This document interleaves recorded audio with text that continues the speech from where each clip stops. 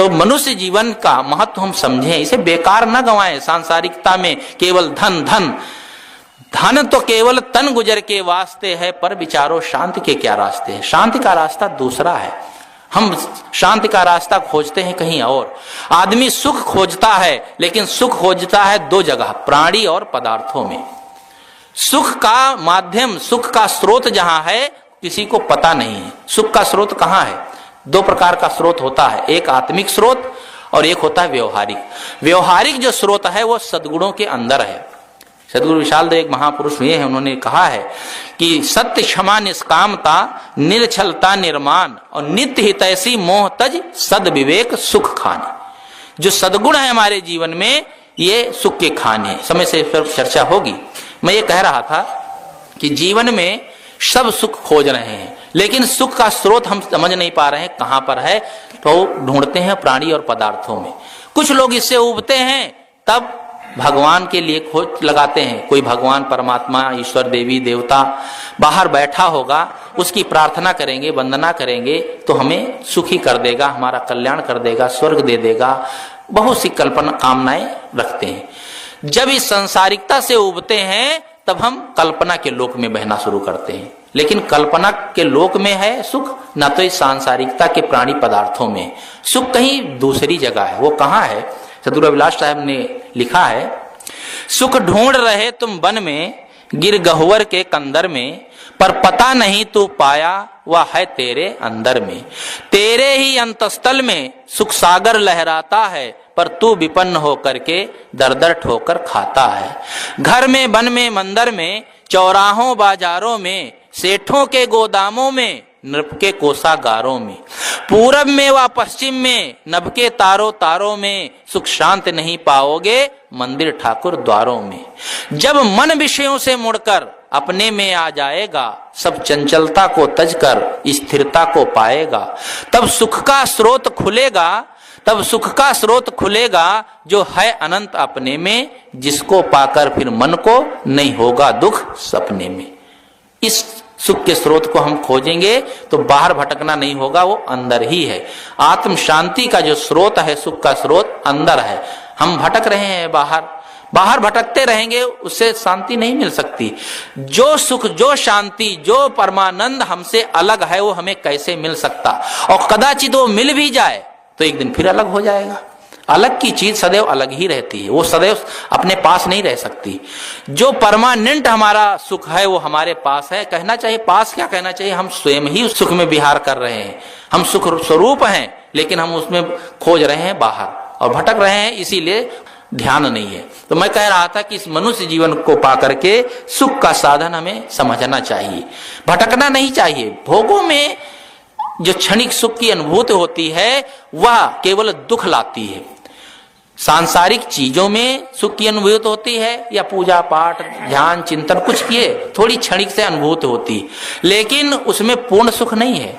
आदमी इन्हीं दो चीजों में फंस करके वाणी और खानी के जाल में ऐसे उलझ गया है, भटक गया है कि अपना अमूल्य जीवन चंदन के समान, हीरे के समान, पता नहीं क्या क्या उपमा देकर के बात कही जाती है, उसको व्यर्थ कमा रहा है।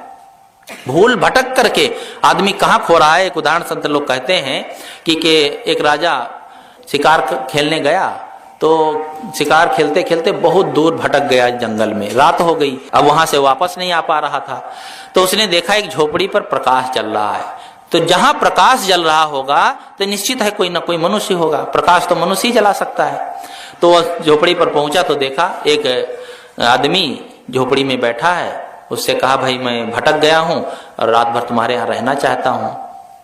उसने कहा, आइए पधारिए। वो समझ गया कोई आगंतुक भटक गया होगा, जो आया है। उसको चटाई दिया, बिछा लिया और कुछ सूखी रूखी रोटी थी उसको दे दिया, खा लिया। राजा सुबह उठा और जब चलने लगा तो कहा, तुम मुझे पहचाने?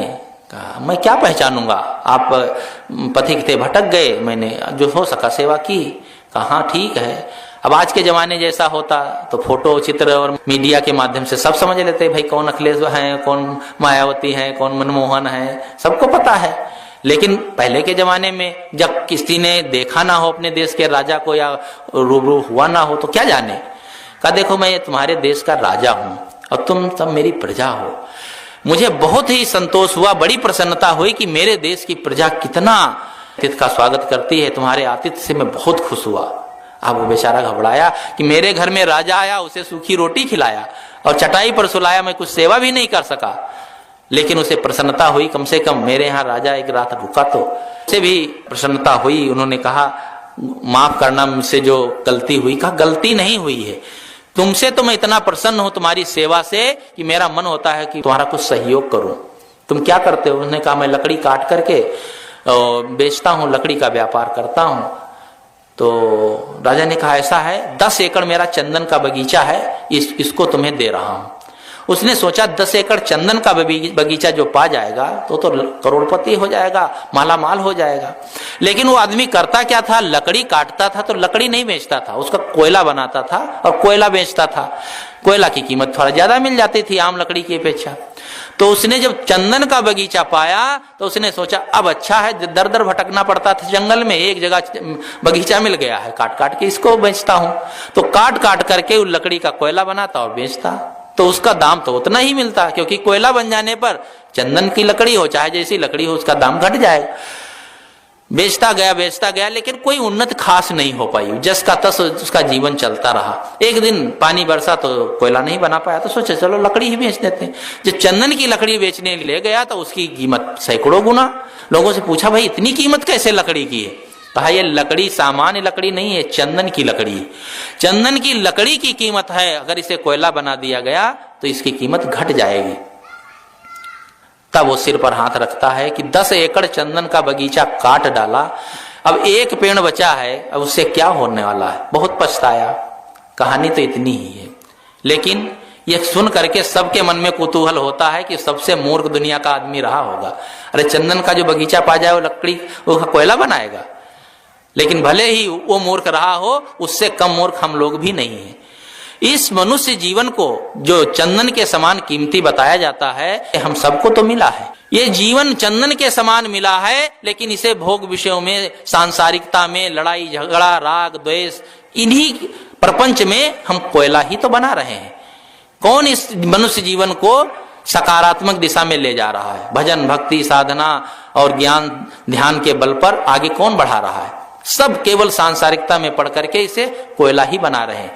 हम सब बेवकूफ लकड़हारे की तरह हैं, क्योंकि भाग्य में ही नहीं है। भाग्य क्या कहना चाहिए कि हम उसकी तरफ पुरुषार्थ कर ही नहीं रहे हैं। हमारा मन ही जो है इतना मलिन हो गया है, सांसारिकता के बोझ के नीचे दब गया है कि उससे हम उभर ही नहीं पा रहे हैं। तो उसी लकड़हारे की तरह है कि हम बहुत कीमती मनुष्य जीवन पाए, लेकिन इसे हम व्यर्थ ही गंवा रहे हैं। व्यर्थ गंवाते रहे तो बाद में केवल पश्चाताप ही आएगा हाथ, और कुछ मिलेगा नहीं। और अंत में एक पेड़ बचा, मतलब ये केवल एक जीवन ही नहीं है, असंख्यों जीवन हम गंवा चुके हैं। 10 एकड़ का मतलब है बहुत कीमती जीवन, असंख्य जीवन सब गंवा चुके हैं। एक जीवन एक बचा है जो वर्तमान में है। यदि इसे भी हम गंवा दिए तो फिर समझ लो हमें कुछ भी हाथ लगेगा नहीं।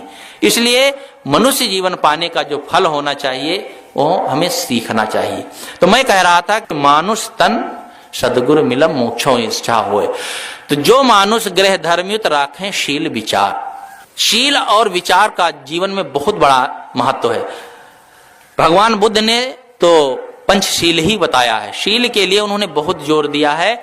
उनकी वाणी ही मन को शुद्ध करने से ही शुरू होती है। मनोपुब्बगमा धम्मा मनोश्रेष्ठा मनोमया। मन को शुद्ध करने के लिए मन से ही उन्होंने अपनी वाणी को शुरू किया है। जिसके जीवन में मन शुद्ध हो जाए फिर उसके जीवन में कुछ करना बाकी नहीं रह सकता है। जो कुछ हमारा जीवन में करना है केवल एक काम करना है, अपने मन को संभालना। बाहर हम नहीं संभाल सकते। लड़के बच्चे को, घर द्वार को, गाड़ी घोड़ा को, दुकान और व्यापार को हम चाहे जितना संभालें उसमें बैलेंस कभी आ नहीं सकता है। उसमें हानि लाभ और सब कुछ, जन्म मरण सब दुख लगा ही रहेगा। लेकिन एक काम यदि हम करें अपने मन को संभालने का, तो वह काम जो करेंगे वह स्वयं कर सकते हैं। दूसरे के ऊपर हमारी कोई व्यवस्था नहीं है कि मेरे विचारों के अनुसार, मेरे कहने के अनुसार वो चले। लेकिन हम अपने पर स्वस्थ हो सकते हैं कि हम जैसा चाहें वैसा जीवन जी सकते हैं। शीलवंत सबसे बड़ा सब रत्नों की खान, 3 लोक की संपदा रही शील में आन। शीलवान जो व्यक्ति होता है वो जीवन में समझ लो सबसे बड़ा सद्गुणी, सभी रत्नों की खान है। खान कहते हैं भंडार को, जहां पर प्रचुर मात्रा में चीजें मिलती हैं उस भंडार को खान कहते हैं। तो सद्गुणों की यदि खान कोई है तो शील है। एक शब्द में कहा जाए तो शील वह धर्म है कि वो जो शाश्वत है। जो व्यवहार हम अपने लिए दूसरों से पसंद करते हैं वही व्यवहार दूसरों के साथ करें, यही सबसे बड़ा धर्म है, यही सबसे बड़ा शील है। सदाचार, शील, विनम्रता, कोमलता, सारे सद्गुण इस शील के अंदर आ जाते हैं। आदमी को चाहिए कि हर अपने विचारों में, अपने व्यवहार में शील रखे। कितने लोग होते हैं, किसी के घर गए, किसी ने कहा भैया चाय वाला है, हाँ हाँ बिल्कुल, अरे थोड़ा शील का आचरण करो, नाही भी करना सीखो, नहीं नहीं नहीं चाहिए, अरे खाने पीने को तो सब मिलता है, कोई फॉर्मेलिटी में ऐसे ही कह दिया या नहीं है तो आते सत्कार में लोग कह देते हैं। लेकिन कितने लोग होते हैं उसके दिल को नहीं समझ पाते हैं। हर समय व्यवहार में अपने शील होना चाहिए। शीलवान वही हो सकता है जो अपने स्वार्थ को घटा के रखेगा। जो अपना स्वयं स्वार्थी होगा वो शीलवान नहीं हो सकता है। देखो श्री राम ने शील का आचरण किया तो भरत के लिए अयोध्या का राज छोड़ दिया, और भरत ने भी शील का आचरण किया तो राम को के चरणों में राज चढ़ा दिया। उन्हें नहीं लौटे, नहीं माने तो भी उन्होंने राज भोग नहीं किया बल्कि राज्य का केवल संचालन किया। ये चारों भाई थे, चचेरे भाई थे कहना चाहिए, पिता तो एक था, माँ तो अलग अलग थे, लेकिन इन्होंने ऐसा शील का व्यवहार किया, ऐसा आचरण किया कि अयोध्या का राज गेंद हो गया। सब अपने पैरों से लुढ़का रहे हैं, कोई लेना नहीं चाहता है। और वही रामायण की कहानी आज जन जन के हृदय में छा गई है। आपने सुना ही वाल्मीकि रामायण जो संस्कृत में बनी वो प्रथम रामायण है, लेकिन बाद में गोस्वामी जी ने 4 चांद लगा दिए हिंदी में और कहना चाहिए अवधी भाषा में लिख करके रामायण। और वो रामायण सबके दिलों में इस तरह छा गई कि भ्रातृत्व की कहानी रामायण बन गई, भाईचारे की कहानी बन गई। और उसमें एक ही बात नहीं है, सैकड़ों जो उसमें विचार और सैकड़ों ऐसी अच्छी बातें भर दी गई, और वह हमारे जीवन के लिए कितना उपयोगी हो गई। लेकिन उसमें जो पात्र थे उन्होंने कुछ करके दिखाया। तो मैंने कहा कि इन भाइयों ने शील का आचरण किया तो रामायण की कहानी भाईचारे की बन गई। 2 महाकाव्य मुख्य हैं आपके भारतीय परंपरा में। दूसरा महाकाव्य है महाभारत, उसमें भी भाई भाई थे, कौरव पांडव भाई भाई थे, लेकिन उन दोनों ने आपस में शील का आचरण नहीं किया, प्रेम का आचरण नहीं किया, प्रेम का व्यवहार नहीं किया, तो 18 दिन में कट के मर गए। और वो कहानी भांति घाती युद्ध की कहानी बन गई। हालांकि महाभारत में बहुत ज्ञान की बातें हैं, लेकिन उसका जो मूल केंद्र है वो लड़ाई झगड़े का ही रह गया, आपस में प्रेम सौहार्द का नहीं रह गया। इसलिए थोड़ा झगड़ा होता तो कहते भैया आप चुप रहो, का महाभारत ही करोगे। महाभारत का मतलब हुआ कि भयंकर युद्ध, और वो हो गया, और वो संसार में आज भी उपादेय नहीं है। इसलिए कि जीवन में हम जब अपना स्वार्थ घटाते हैं, स्वार्थ को जब घटा दिया जाता है तो दूसरे के साथ शील का आचरण किया जा सकता, और जो स्वयं स्वार्थी होगा वो शीलवान नहीं हो सकता, कोमल नहीं हो सकता।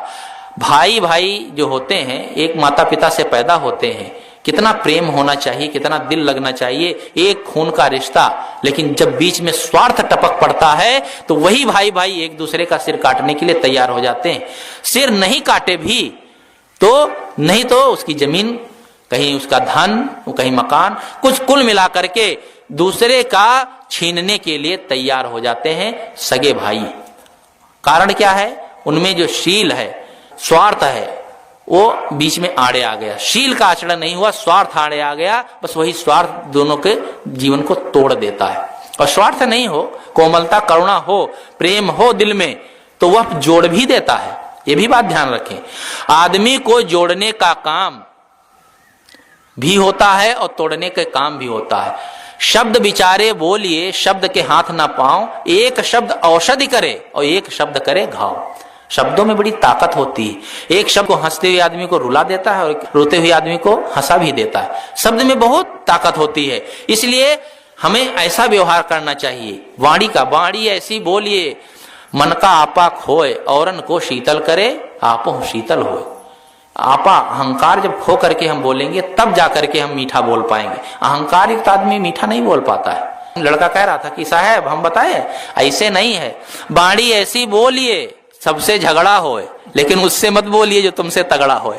हमने कहा कबीर साहब के चेला तुम ही अच्छे हो, कबीर साहब के चेला तुम्हें बहुत बढ़िया चेला हो। कहा और का साहब, लोग मनोरंजन में व्यंग में बना लेते हैं, लेकिन वाणी भले ही कठोर बोल दी जाती है लेकिन वो तीर का काम करती है। एक वाणी होती है जो औषधि का काम करती है। तलवार की धार भी सह लेता है आदमी, गोली की बौछार भी सह लेता है आदमी, पर सबसे ज्यादा असर करती है वह बोली की मार, नहीं सह पाता आदमी। तो मीठा होना चाहिए और उसके लिए हमें स्वार्थ घटाना पड़ेगा। मैं कह रहा था कि प्रेम में आदमी जुड़ भी जाता है। दो भाई थे, दोनों में किसी कारण से ऐसा विरोध हुआ कि बड़े भाई ने छोटे भाई पर मुकदमा कर दिया। अब कहानी चाहे बनाई गई हो या कहीं की घटना हो, लेकिन हमारे जीवन के लिए बहुत उपयोगी है। तो दोनों भाई गए कचहरी में, तो वकील के पास जाना था। एक ही चैम्बर में वकील बैठे थे, तो उसका वकील भी उसी चैम्बर में, दूसरे का भी। तो बड़ा भाई अपने जूते निकाल करके चैम्बर के बाहर और अंदर चला गया। जब छोटा भाई देखा कि भाई साहब के जूते जो है धूप में रखे हैं, काफी देर हो गई वो निकले नहीं। उसने, छोटे भाई ने उठाया जूता और छाया में रख दिया। कहा भैया आएंगे तो जूता पहनेंगे तो उनको गर्म लगेगा, पैर भी जलेंगे, जूता भी खराब होगा, तो उन्होंने छाया में रख दिया। जब वो थोड़ी देर में अंदर से बाहर निकला तो इधर उधर देखता है कि जूता नहीं। तो कहा भैया क्या देख रहे हैं? कह रहे पता नहीं कौन आदमी इतने बदमाश होते हैं कि हर जगह, यहाँ पुलिस भी है तो भी मेरे जूते गायब हो गए। कहा भैया जूते गायब नहीं हो, मैंने उठा के रख दिया। कहा तुमने रख दिए? बेवकूफ, कब जूता चुराना शुरू कर दिए हो? कहा नहीं भैया जूता चुराया नहीं हो, चुराया होता तो बताता ही क्यों। दरअसल धूप बहुत तेज थी और आपके जूते धूप में रखे थे, तो मेरे मन में हुआ आपका पैर जलेगा, आपके जूते खराब होंगे, तो मैंने छाया में रख दिया। जब उसने ये बात सुनी तो बस उसको गले से लगा लिया और कहा चलो घर चलते हैं। कहा घर कैसे चले, अभी तो मेरी पुकार नहीं हुई। कहा बस बाहर की पुकार की जरूरत नहीं, मेरे दिल की पुकार हो गई। मेरे दिल में पुकार, दिल ने पुकार लिया कि सच्चा भाई तो तू ही है। जो भाई अपने बड़े भाई के पैर ना जले इसके कारण छाया में जूता रख देता है, और उस भाई पर मैं मुकदमा किया हूं कि उसकी जमीन भी मुझे मिल जाए, मुकदमा मैं किया हूं, तो मुझसे गया बीता कौन होगा? बस उसका दिल बदल गया। अगर वो भाई लड़ाई करता, मुकदमा लड़ता ही रहता, तो शायद एक दिन वो भी पस्त हो जाता। मुकदमा कब तक चलता है तो आप लोग जानते हैं, मरने के बाद भी चलते रहते हैं। लेकिन उसने इस तरह का प्रयोग किया, हालांकि वो जानबूझ के ये नहीं किया, लेकिन उसका स्वाभाविक, उसका गुण ऐसा, स्वाभाविक उसके ऐसे विचार कि वो बड़े भाई के दिल को ही बिल्कुल मोड़ दिया। दोनों प्रेम से चले गए।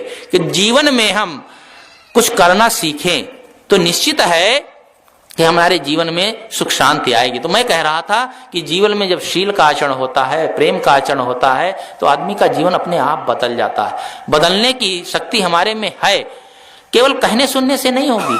रामायण का हम पाठ करते हैं, भागवत का, गीता का और बीजक का, पता नहीं जितने धार्मिक ग्रंथ हैं हम पाठ करते हैं, सुनते गुनते हैं, लेकिन उसको जीवन में अपनाते नहीं। तो लोग कहा करते हैं हम राम को तो मानते हैं लेकिन राम की नहीं मानते हैं, और की और को में बड़ा फर्क हो जाता है। एक शब्द में बहुत अंतर है।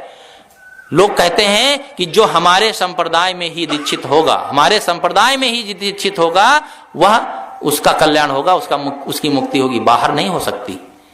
और कुछ लोग कहते हैं जो हमारे संप्रदाय में भी दीक्षित होगा उसका भी कल्याण होगा।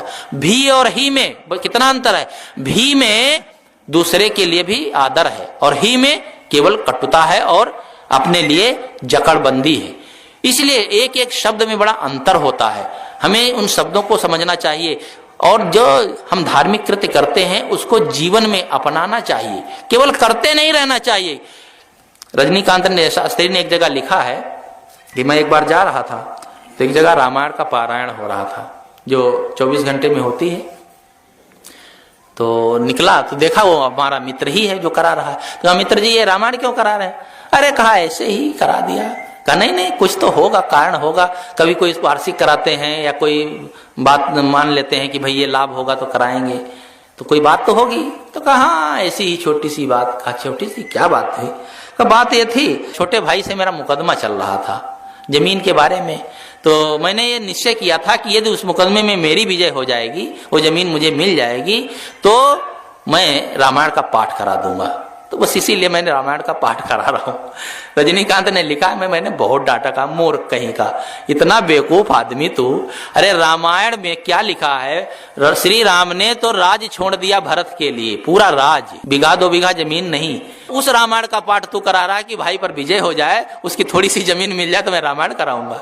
अरे तुझे तो महाभारत कराना चाहिए। तो जीवन में आदमी करता क्या है और उसका उद्देश्य क्या है, कितना उल्टा, और इस उल्टे उद्देश्य से कभी जीवन में सुख शांति नहीं मिल सकती है। तो मैं कह रहा था कि जो मानुष गृह धर्मयुक्त राखें शील विचार, जो मनुष्य गृहस्थी धर्म से संयुक्त है वो एक तो शीलवान मनुष्य के लिए मनुष्य मात्र है। कोई इसमें गृहस्थी विरक्ति और साधु और गृहस्थ के लिए कोई अलग अलग नियम नहीं है, सबके लिए नियम है। प्रकृति का नियम जो है कोई अलग नहीं है, सरकार का भी नियम नहीं है। देखो सरकार क्या भी है भाई, चोरी चाहे गृहस्थ करे चाहे साधु करे, सबके लिए दंड वही है। उसी प्रकार से प्रकृति का भी नियम एक है, जो जैसा कर्म करता है उसके साथ एक जैसा नियम, उसमें बदलाव नहीं आता है। केवल नियम का बदलाव हम स्वयं कर लेते हैं। कोई बड़ा आदमी है तो उसके लिए नहीं बोलते हैं, कोई छोटा आदमी है तो कहते भाई इसको 2 थप्पड़ लगाओ। नियम का बदलाव मनुष्य के जीवन में हो सकता है, आपस में हो सकता है, समाज में हो सकता है, लेकिन प्रकृति में नियम नहीं हो सकता। जो जैसा करता है उसका फल मिलता है। सबके अपने अपने संस्कार होते हैं। कैसे कैसे संस्कार, जो मास्टर साहब कह रहे थे कि आदमी ऐसा होता है कि गलत से गलत करता है लेकिन उसमें जरा सी सिकन आती नहीं। डॉक्टर साहब कह रहे थे कि सिकन नहीं आती है कि मैंने गलत किया। अगर उसके अंदर दिल में जरा सी कचोटन हो तो वो गलत करेगा ही नहीं, क्योंकि अंदर से जो अंदर बैठा भगवान है ना, दिल है, मन कहें जो भी कह लें, आत्मा कह लें, वो बताता है कि ये गलत है ये सही है। ये तो बिल्कुल नासमझी है और बेईमानी है ये कोई कहे कि मैं नहीं समझता हूं क्या पाप है क्या पुण्य है। कर रहा है आदमी लेकिन सब समझता है, केवल स्वार्थ के कारण, अहंकार के कारण, लोलुपता के कारण उसे छोड़ नहीं पाता है। अंदर से भावना होती है और कुछ लोग ऐसे होते हैं जिनके मन में भावना आती ही नहीं कि मैं गलत कर रहा हूं। एक जगह एक चोरी की, 3 लोगों ने चोरी की, तो तीनों का स्वभाव अलग अलग। तो एक जो था वो राजा का लड़का था, वो भी शामिल था, और एक वजीर का लड़का था, वो भी चोरी में शामिल था, और एक जो था वो ऐसे ही जो भिखमंगे उसका लड़का था। कभी कभी सब अपने अपने स्वार्थ के लिए विचार मिला भी लेते हैं। तो तीनों ने चोरी की। तो कहानी कहती है वो तीनों पकड़े गए, राजा के सम्मुख पेश किए गए। तो न्यायाधीश के सामने, तो न्यायाधीश ने कहा इनको सजा मिलनी चाहिए, तीनों ने चोरी की है। तो कहा सजा हाँ दिया जाए। तो कहा इस राजा के लड़के को 5 दिन के लिए इस देश से बाहर निकाल दिया जाए, और ये जो वजीर का लड़का है उसने जो चोरी की है इसको 5000 जुर्माना 6 महीने के लिए देश से बाहर निकाल दिया जाए। और जो ये तीसरा आदमी है इसको गधे पर बैठा करके, इसका सिर मुड़वा करके और गधे पर बैठाओ और मुंह में कालिख लगाओ और गांव भर में पहले घुमाओ, और फिर 10,000 जुर्माना और 5 साल तक इसको जेल में रखा जाए। तो लोगों ने कहा वाह, जब तीनों ने एक ही गलती की, एक ही अपराध किया है तो सजा अलग अलग कैसे? सजा तो एक जैसी होनी चाहिए। कहा नहीं नहीं, तीनों की सजा एक बराबर ही है, और जो मैंने दी सजा वो लगता है कम बेसी नहीं है। तो राजा के लड़के को जब इतनी सजा दी गई तो इतना शर्माया कि वो लौट करके 5 दिन बाद चला ही गया, लौट के आया ही नहीं। इतना उसको शर्म लगी कि मैंने बहुत गलत किया। और वजीर के लड़के को जो 5 साल के निकाले थे तो जीवन भर के लिए वो भी नहीं आया। लेकिन वो तीसरा आदमी जो था उसको उसका मुंह काला करके और बाल बना करके गधे पर बैठा करके गांव में घुमाए। तो गांव में जब घूम रहा था तो घूमते घूमते जब अपने घर के सामने आया तो उसकी पत्नी भी निकल के देख रही थी। कहा अरे तू क्या देख रही है? अरे जल्दी से भोजन बना, अब एक चक्कर और लगाना है, अभी फिर आ जाता। तब कहा जज ने देखा ये इतना बेशरम है कि इतनी सजा देने पर भी, इतना इसको कठोर दंड देने पर भी इसको जरा सी मन में हिचक नहीं हुई कि मैंने गलत किया। तो ऐसे भी लोग होते हैं कि जीवन में गलती पर गलती करते हैं लेकिन उनके जीवन में कोई सुधार नहीं होता। गांव में होते हैं ऐसे लोग, होते हैं गांव में कि दूसरे का बिगड़ा हुआ काम देखकर उन्हें खुशी होती, दूसरे के को दुखी देख करके उन्हें प्रसन्नता होती है। कहीं झगड़ा लड़ाई हो रहा हो और सब बीच बड़ा हो जाए, कहेंगे अरे यार मजा नहीं आया। जब खोपड़ी एक दूसरे की फूट जाए तब उनको मजा आता है। ऐसे लोग होते हैं, दूसरे के काम में विघ्न जब डालेंगे और दूसरे परेशान होंगे तब उनको आनंद आता है। ऐसे लोग बिगाड़ानंद होते हैं। बिगाड़ानंद की कहानी आप लोग शायद डॉक्टर साहब वगैरह तो सुने होंगे, मैं दोहरा देता हूँ। एक गांव में एक ऐसा आदमी था जो दूसरों का काम बिगाड़ने में ही उसको आनंद आता था। गांव में रहता था तो जब भी कोई गांव में शुभ काम होता था तो जरूर पहुंच जाता था। शुभ हो या कोई भी काम हो तो लोगों में वो टांग जरूर अड़ा देता था। कहीं किसी की जमीन बिक रही है, दूसरे पक्ष के पास जाए और कहे कि देखो भाई ये जमीन समझ के खरीदना, वो जमीन बेचने वाला बेईमान है और वो जमीन उसके नाम नहीं है, जमीन दूसरे के नाम है, समझ जाना। अब वो इधर उधर अड़ंगा लगाए, जमीन उसकी ना बिके। कहीं कुछ हो तो हर जगह अड़ंगा लगाता रहा। एक दिन एक लड़की वाले आए एक लड़के को देखने, तो लड़के के पिता ने कहा देखो बेटा ये 100 रुपए का नोट रखना अपने पास, कहीं ये बिगाड़ानंद घूमते घामते आ जाएं तो जैसे ही वो आवे तो पहले उनका नमस्कार करना, पैर छूना और 100 रुपए उनके चरणों में रख देना।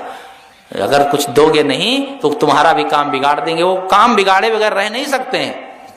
तो उसने कहा ठीक है। हाथ में वो पैसा लेकर के बैठा था, बातचीत हो रही थी। तब तक मान न मान मैं तेरा मेहमान, ऐसे लोग बिना पूछे ही बिना बुलाए ही पहुंच जाते हैं। घूमते घामते पहुंच गए बिगाड़ानंद, गए बैठ गए। जैसे ही बैठे लड़के ने देखा, उठा और जाकर के उनके चरणों में 100 रुपए का नोट रखा और उनके पैर छुए। बिगाड़ानंद ने आशीर्वाद दिया कि जाओ बेटा खुश रहो, आबाद रहो, तुम्हारी मिर्गी जो है बहुत जल्दी अच्छी हो जाए। लोगों ने सुना लड़के को क्या मिर्गी आती है भाई, ये आशीर्वाद क्यों दिए? भी ये सज्जन जो आए हैं उनको क्या पता है बिगाड़ानंद है। कहा ये सज्जन कह रहे थे तुम्हारी मिर्गी जल्दी अच्छी हो जाए, इसका मतलब लड़के को मिर्गी आती है। अब मिर्गी जिस लड़के को आती हो तो अपनी लड़की को कौन ब्याहेगा?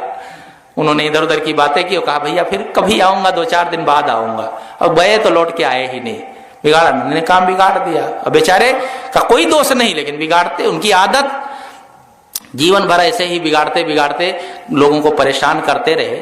जब उनको मरने का समय आया तब उन्हें लगा जब मर जाएंगे तब तो लोग, गांव के लोग बड़े खुश होंगे, कहेंगे वाह अब छुट्टी मिली, गांव से बिगाड़ानंद दूर हुए, गांव को वालों को बड़ा आनंद आएगा। लेकिन हमारी आत्मा को तो शांति नहीं मिलेगी। गांव वाले मेरे मरने के बाद भी थोड़ा रोएं तब हमको आनंद आएगा। तो उसने सोचा क्या करें। तो जब उनका बिल्कुल अंतिम समय आ गया तो कुछ लोगों को, बुजुर्ग लोगों को बुलाया और कहा भैया मैंने बहुत जीवन में गलत किया, लोगों का काम बिगाड़ता रहा। और बिगाड़ता क्या रहा, हाथ से तो नहीं बिगाड़ा, लेकिन मुंह से कह करके किसी का काम बिगाड़ देता था, किसी का उल्टा कह देता था। गलत मैंने किया, मेरा मुंह बहुत बेकार हुआ। ऐसा करना कि जब मैं मर जाऊंगा तो एक लकड़ी जो है खूंटा छील करके मेरे मुंह में गाड़ देना। कहा क्यों? कहा मुंह में गाड़ दोगे तो ये जो मुंह है ना इसको सजा मिल जाएगी, मेरी आत्मा को शांति मिलेगी, इसलिए इतना जरूर कर देना। लोगों ने कहा छोड़ो, जो तुमने किया तुम जानो, अब कर्मों का फल तुम्हें जैसा मिलेगा तुम समझो, अच्छा किया कोई बुरा किया कोई बात नहीं, अब तो तुम्हारा शरीर छूटने वाला है, छोड़ो, अब ये बातें नहीं ठीक। कहा नहीं, जो तुम ऐसा तुम लोग नहीं करोगे तो मेरी आत्मा भटकती रहेगी, क्योंकि मैंने बहुत गलत किया, मुझे पश्चाताप हो रहा, प्रायश्चित मैं कर रहा हूं और प्रायश्चित मेरे मरने के बाद इतना जरूर कर देना। लोगों ने कहा चलो कोई बात नहीं, जब ये मर ही जाएंगे तो क्या है, लकड़ी एक मुंह में डाल देंगे तो क्या फर्क पड़ता है। 2-4 दिन में उनका शरीर छूट गया, सब कफन दफन होने लगा। तो बुजुर्गों ने कहा भाई बिगाड़ानंद की अंतिम इच्छा वो भी पूरी कर दो। तो एक कारीगर को बुलाया गया, बढ़ई को, उसने एक लकड़ी छीला और छील करके उनका मुंह खोल करके दांतों के बीच में फंसा दी। जब कफन दफन हुआ लेकर के चले तो रास्ते में संयोग से उधर से पुलिस वाले आ रहे थे। दरोगा साहब ने कहा ये कौन है भाई? कहा हमारे गांव के एक सज्जन थे, उनका शरीर छूट गया। अब दुर्जन हो चाहे, कहा तो सज्जन ही जाएगा। किसी के मरने के बाद किसी की प्लेट में नहीं लिखा गया होगा कि इन नरकी फलाने, सब में स्वर्गीय होते हैं। वो जीवन भर चाहे नरकी काम किए हों लेकिन प्लेट में स्वर्गीय ही लिखा जाता है। मानवता भी है, कहना भी नहीं चाहिए और लिखना भी नहीं चाहिए। तो कहा कौन से सज्जन? कहा अरे एक सज्जन थे। तो कहा सज्जन थे लेकिन ये कैसा मुर्दा, इसके मुंह पर सिग्नल जैसे क्या खड़ा है, उतारो जरा देखें। तो पुलिस वाले को तो अधिकार होता, जब उतारा खोला तो उसके मुंह में लकड़ी। कहा वाह, तुम्हें ना प्रशासन का डर ना पुलिस का डर, इतने तुम बदमाश हो गांव वाले कि आदमी के मुंह में लकड़ी ठोक ठोक करके मारे हो, मार करके लकड़ी ठोक ठोक करके और लिए जा रहे हो, कोई किसी का डर नहीं है। साहब कोई तो ले चलो जेल में बंद करो। जेल में ले जाकर के सबको बंद कर दिया। गांव वालों ने कहा धन्य हो बिगाड़ानंद, जीते जी बिगाड़ते गए और अंतिम में भी के रुला करके ही गए। ऐसे लोग इस संसार में जन्म लेते हैं और ऐसे लोगों के लिए कहा गया है कि ये भार है, इस संसार में, इस पृथ्वी पर भार रूप में है। भले ही प्रत्यक्ष में आदमी को दुख ना हो, लेकिन ऐसे लोगों के कारण भी होता है। तो ये मनुष्य जीवन में कह रहा था कि मनुष्य जीवन पाने से हमें क्या लाभ हुआ, मनुष्य जीवन सार्थक कहाँ हुआ।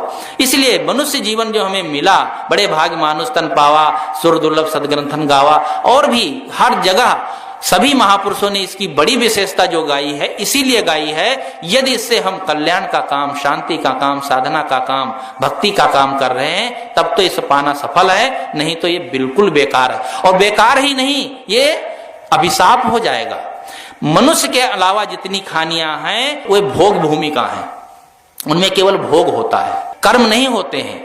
पशु पक्षी जितने हैं सब भोग रहे हैं अपने कर्मों का फल, लेकिन ये मनुष्य जीवन जो है कर्म भूमिका भी है, भोग भूमिका भी है। इसमें नए नए कर्म बनते भी हैं और यही कर्म आगे ले जा करके पता नहीं किन किन खानियों में पटक देते हैं। इसलिए इस जीवन में कर्मों को सुधारना, भोगना तो पड़ेगा ही, जो कर्म किए उसको भोगना है, साथ साथ कर्मों को सुधारना भी है। नहीं तो ये कर्म भूमिका ऐसी होगी कि जीवन के बाद पता नहीं हमें किन 84 खानियों में, 84 का मतलब ही है पशु पक्षी अंडक पिंडक जितनी खानियां हैं सब 84 के अंदर ही आती हैं, इसी में भटकना होगा, फिर जीवन में छुट्टी नहीं मिलेगी। इसलिए इस मानव जीवन को पा करके और सत्संग विचार, ऐसे महापुरुषों का सानिध्य, उनका आशीर्वाद जो हम सबको मिला है वह सार्थक हो, उसके लिए ये सत्संग का कार्यक्रम रखा जाता है। आप सबको बहुत बहुत धन्यवाद है। आप लोग ऐसे महापुरुष से जुड़े हैं और संतों के सानिध्य में आकर के उनसे ज्ञान की चर्चा सुनते हैं और आप लोगों के मन में आत्म शांति की, कल्याण की भावना है, यही शुभ इच्छा है और संत गुरुजनों का आशीर्वाद है कि इस मार्ग में आप निरंतर आगे बढ़ते रहें। आप सबका शुभ हो, मंगल हो। इसी के साथ मैं अपनी बात समाप्त करता हूँ। बोलिए सद्गुरु देव की जय।